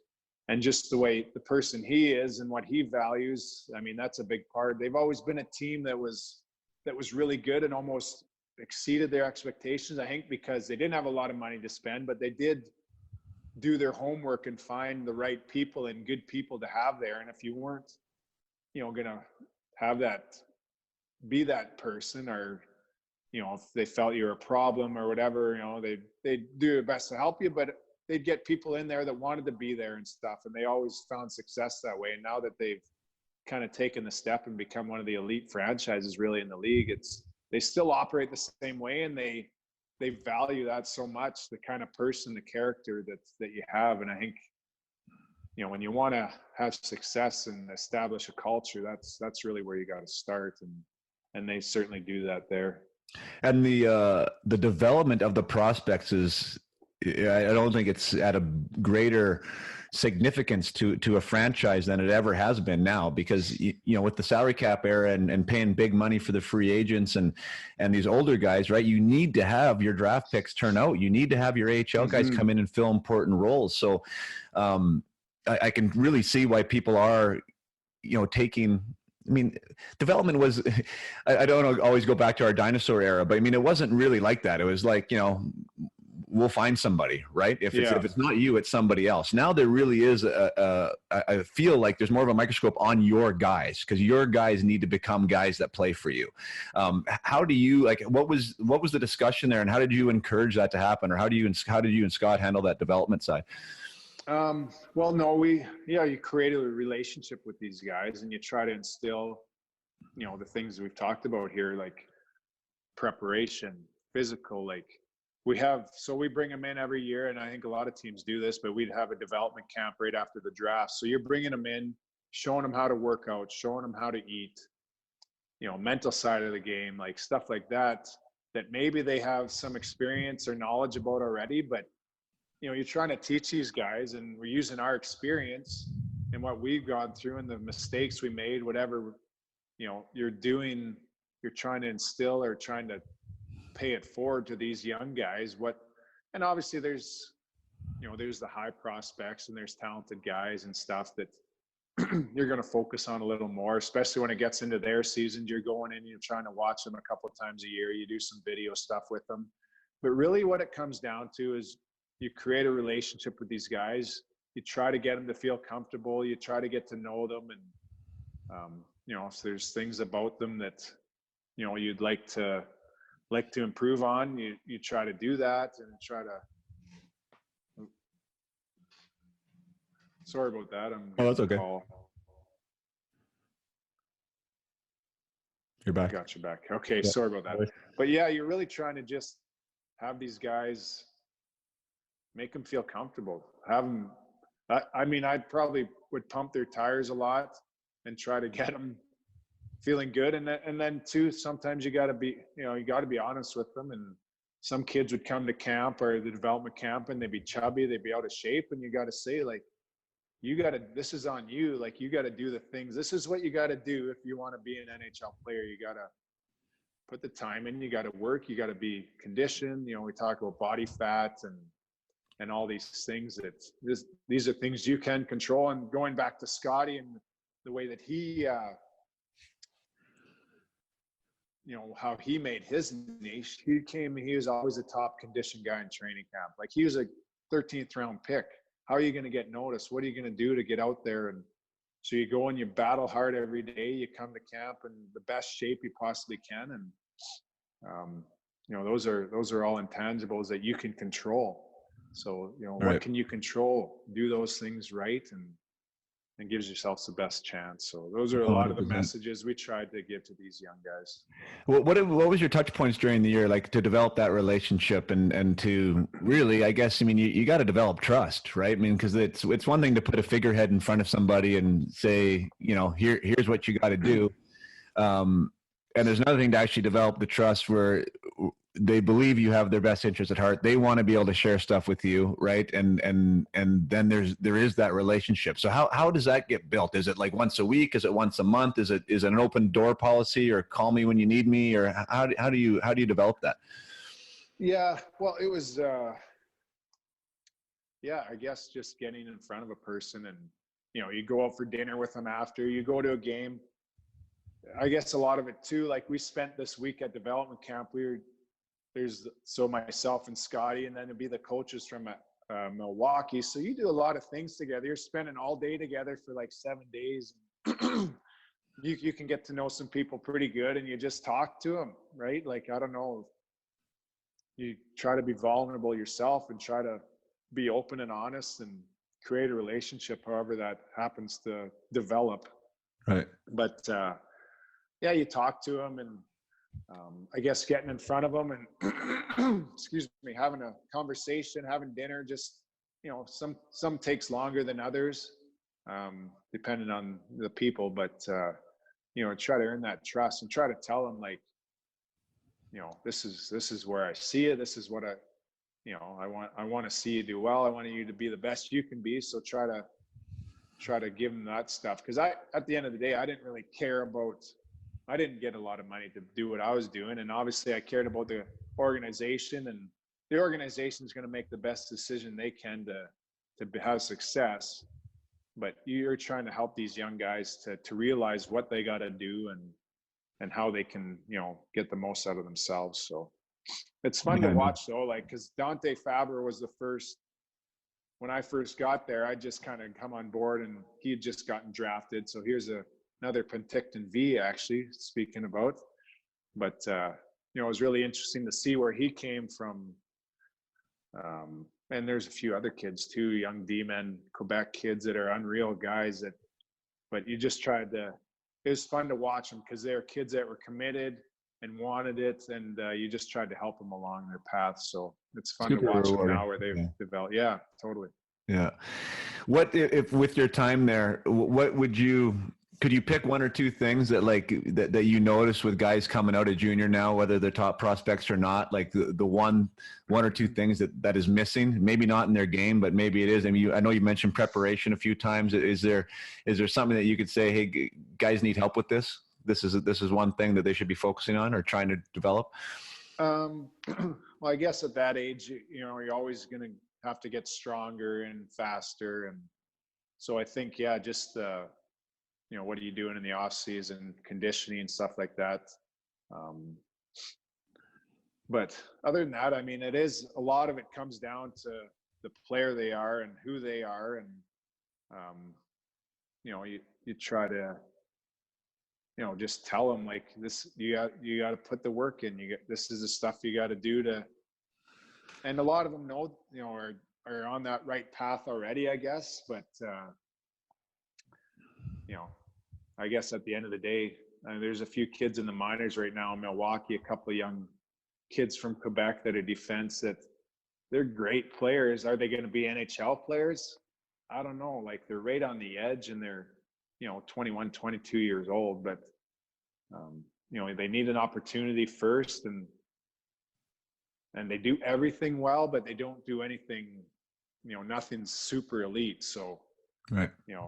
Are they going to get an opportunity? And they might get there and find a niche, and I hope they do. But it's tough league to crack. Sure it is.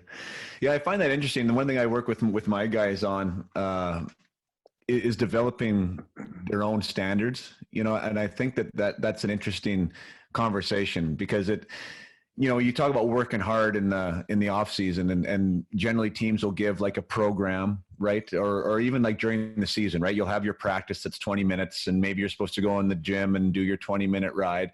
But there's guys that'll just do what they're told to do. And maybe they'll do that hard, but they don't think outside that. Like what is it that Wade Redden does? Or what is it that Zdeno Chara does or Jason Podolin does? That's my own standard, right? That's going to work for me. That's going to separate me. Right. And I think a lot of times guys at the younger levels, they get caught up in that, right? Well, I'm doing the work and they think they're doing the work, but it's not really what the work is. And they haven't figured that out for themselves yet, right? What they need to work on to get better and how do they need to get better physically. And I think once our guys start thinking about their own standards and what they're willing to do, it's a different conversation. Don't you think?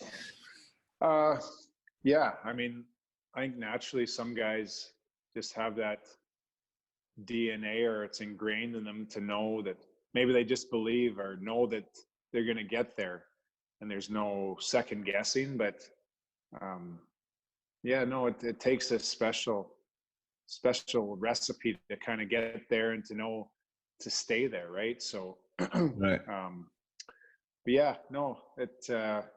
And I think a lot of it too, like you talk about different organizations and situations and opportunities and some of it's luck. I don't know, like you're in the right place at the right time and you get the right coach. I mean, you're on your way. Like that's part of it too. And even as far as winning, like, there's greats of the game and Hall of Famers, but if there's guys that have 2 or 3 Stanley Cup rings because they happen to be part of that group, you know what I mean? Yeah. And then, so everything works out, I guess, for a reason at the end of the day, you could say, but you try to make the most of the situation you're in and you try to,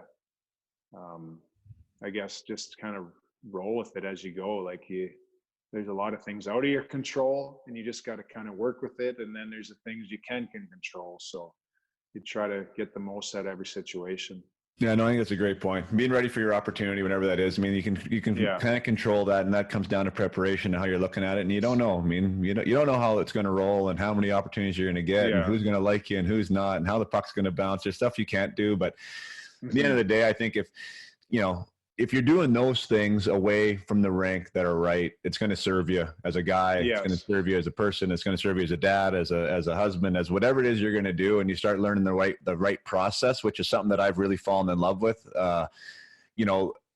I was at the time too, but more so after I got out of hockey. I mean, how to be a businessman, how to develop a business, how to be a good dad. Like there's a process to all these things that once you commit to, you start making different decisions. And I think that's one of the messages that I love talking to these young guys about is like, it's your decision. Every day it's your decision, like who you want to be and who you want to become and what type of player you want to be. And when you kind of start twisting your mindset around that a little bit differently, you start making some different choices. And then at the end of the day, you hold your head high because you think, hey man, I did what I could, I did what I could. I played the game the right way. And not everyone's going to have a 1,000-game NHL career, and some guys might not ever make it. But, I think it's getting, what is sports teaching us? And I think that if that's what it's teaching us, that's a good thing, right? I know. Yes, I know. That's a great perspective. And that's, like you said, it's going to serve you well because this game's not going to last forever. Whatever kid, there's a lot of life to live after. And I think having that right attitude it's going to serve you well down awesome. The road. Yeah. Reggie, I really appreciate you stepping into your gym and chatting with me. I got to get you got to get me into that league you guys got in the winter. I got to come out and play with you guys. Well, we will get you because we do need a few guys that have a knack to score, actually. All of us old defensemen that is kind of ruled by a lot of the defensive minded. Well, we got a few guys. Toots is out there and Rene Bork, they're the big shooters now, but you could follow right in. What are some of the names there? I'm sure some of the listeners would love to know who's like. I mean, because we never talked about that. But so Wade's living in Cologne, and Cologne is a haven for guys who are still playing and guys who have also retired. So there's a lot of names there, and they got a game, a regular weekly game where they come out and play. And tell some of the guys who's playing in that. Well, it's funny actually. It's the TNHL Thursday Night Hockey League. We take it pretty serious here too. And the skate's been going on for years, and more retired guys come in. There's some really awesome dudes that are local guys that didn't play pro too. But Mike Ridley's he's retired in the late 90s, but he kind of helps organize things. He's still got that wicked wrister. But Todd Simpson, Corey Cross, Tyler Boak's out there. Jordan Tutu and Rene Bork just came out. Quentin Lang. Who the heck else? Quite a few guys that had good pro careers, went to Europe and stuff. But we had Dean McCammond out. He was dangling around there a few years ago. But we'll get you out. Because, like I said, a lot of us, well, other than Toots and Rene now, they're coming out. But there's a few old defensemen. We play forward now, but we don't have that knack to put it in net. So anyway. That's funny. You know what I did, Reggie, after I was done, because I was done relatively young, like 30, 31. When I first got done, I ended up buying goalie gear. So I was playing men's league as a goalie. I always had a little bit of a draw to that. So that was where I stepped in. Talk about feeling uncomfortable and out of place. That's a whole new sport doing that. But yeah, no, now I'm back with my player skates on. I enjoy getting out. You mentioned Tyler Boak there. He's actually he was coaching in my son's league. So I was coaching the Vernon whatever Adam team, and I think he was West Kelowna. Yeah, the West Kelowna head coach there. So I ran into him a few times. So anyways, good stuff. Thanks so much for coming on and sharing. And I know there's a lot of good things there. A lot of people can just learn from it. He said perspective and experience are so special, and there's young guys doing it. And I love that you were giving back there with Nashville, and now you're going through with your own kids, probably in a few different sports. But it's interesting. It comes full circle, doesn't it? Oh, it does. So, and it's fun. You miss those days, right? Like I'd go back and love to go do it all again, but we'll kind of watch these young kids. And you got 3 boys, I got 3 daughters, so. It's fun to kind of see them as they progress, and they love the sports. They're getting into stuff now too, so it's fun to watch. I think it's even better. You mean so far? I mean, they're young, but it's so fun, man, to be on the other side of it and to help out on the ice and to do that stuff. It really kind of got my own personal passion for the game back, really, right? I was sort of away from it, and I had no happened to be around it, and then they started loving it, and so now I'm back in it, like full on, and it's like, boy, That's great. it brings back all those memories, right? And what's so great about the game, and what it was such a massive part of our lives for so long, right? Really the only thing in our lives for a long time. So it's interesting to see this from a different era and now be able to, whatever, hopefully supply some new perspectives and some experience and some lessons and just trying to help, right? I mean, it's fun helping. I enjoy it. Yeah, it'll be exciting, and it's just begun. So it's hope to see a few Awesome. Padolans on the ice, maybe in some action here one day. 100%. All right, man. Well, thanks again. Okay. We'll sign off here, and really appreciate your time, Redzy. Yeah, keep in touch. We'll talk to you. Thanks, Pods. Well, thanks again for joining us. That conversation with Wade was really special. I think Wade's personality really came out there. He's such a down-to-earth guy. He's such an approachable guy. I don't think he's ever forgotten where he's from, his Lloydminster roots, his farming roots, everything that he's gone through, everything that he went through that he was so vulnerable with, even his time down in the minors that he was openly talking about, that a lot of people were very critical of that contract and of him getting sent down. And you know what? This game's human, right? Human things happen, and sometimes unfortunate things happen to good people. But when you have the right mindset about it, when you take what you do with pride and keep yourself accountable, like Wade did, good things happen. He came back into the show. He got his 1,000 games. He was able to go to the Stanley Cup final after that, where a lot of guys maybe would have quit or maybe would have packed it in. But that was not what Wade was all about. And I really appreciate him coming out here today and sharing his story, all the highs, some of the lows. And that's what it takes in a career. That's what it's about. That's how you make it, and that's how you make it work. So once again, Wade, I really appreciate you taking the time. All you listeners out there, I really appreciate you taking the time to listen. And I look forward to bringing you more great guests here in weeks to come. Stay safe during this Corona thing. I know this is a wild time for a lot of us. We have no idea what's happening. The news changes on the daily. So the best thing that we can do is try and fill our minds and fill our souls with good things. And I want to keep this podcast being one of those good things. So for people out there, players out there, really take this time to grow. Take this time to get better. Fill your brains with good stuff, with good stories, stuff that you can improve on and stuff that you can use. Get in some good routines. Get in some good habits, things that'll serve you. And please find opportunities in this, because there is some if you want to look for them. So once again, stay safe, everybody. Stay home, do your part, and try and find the silver lining in all of this. I know it's there for you if you want to listen. So thank you so much for listening, and till next time, this is Jason Padolan with Up My Hockey.